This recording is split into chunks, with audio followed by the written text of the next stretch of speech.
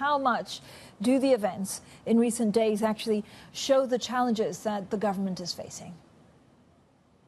Well, the challenges are huge, and we knew that it's not going to be easy, and it's going to be an uphill struggle because the populists in Poland, now in opposition, are still strong. And of course, there is the president, the guy who comes from the populist party, who wields the power of veto and who tries to make our life difficult. But we are very much determined to bring democracy back in Poland.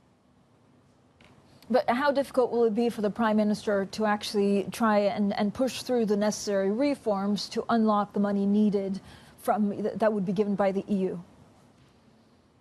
Well, we do have a majority. We do have a functioning government, and we've started negotiating with the European Commission. And the European Commission, seeing that now the rule of law will be reinstated in Poland, decided to free up some of the money coming from the recovery fund.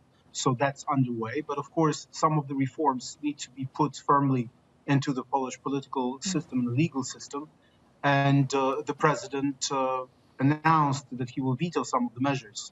So, of course, we are very much determined, for example, to make the public broadcaster independent again and to reinstate some of the changes that are going to entrench the rule of law in the Polish political system yet back again. But some of these measures will be difficult. And that's why the coming elections, first the regional ones, then the European ones, and then the presidential ones in 2025 will be absolutely crucial and instrumental if we are to really bring democracy back into Poland and make sure that it's not going to be weakened by the president or by the populist opposition.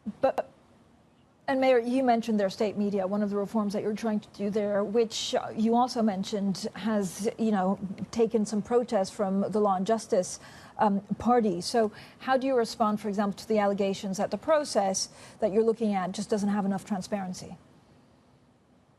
Well, it is pretty transparent because it is the Ministry of Culture, which is an owner of the public broadcaster, and these changes have been reinstated, and that's why we have free public media yet again in Poland, which are transparent and which are independent and which inform about both sides of the political aisle and present different opinions.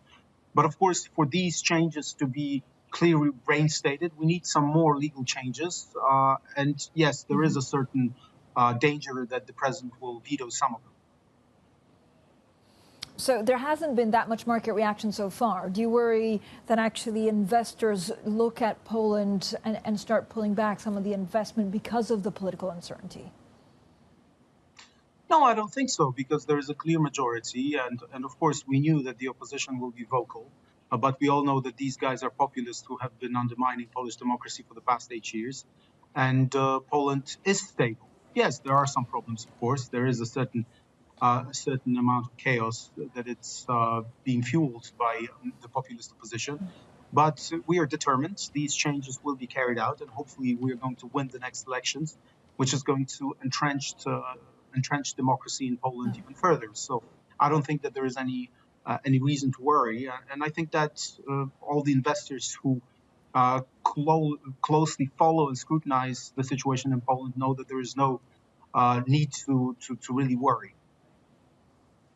So broadly, and again, I know we've gone through some of the more contentious points, but what are your three priorities to get the job done? Well, the most important priority is, of course, the public media, because we cannot agree for a situation in which public media is used as a blunt tool of propaganda, as it was for the past 8 years, and that has largely been done.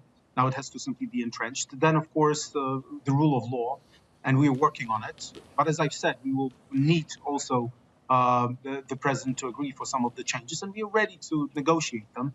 And thirdly, to bring Poland back to the high table at the European Union and in NATO. And of course, with Donald Tusk, with his incredible popularity, with his knowledge of the European institutions, that's underway.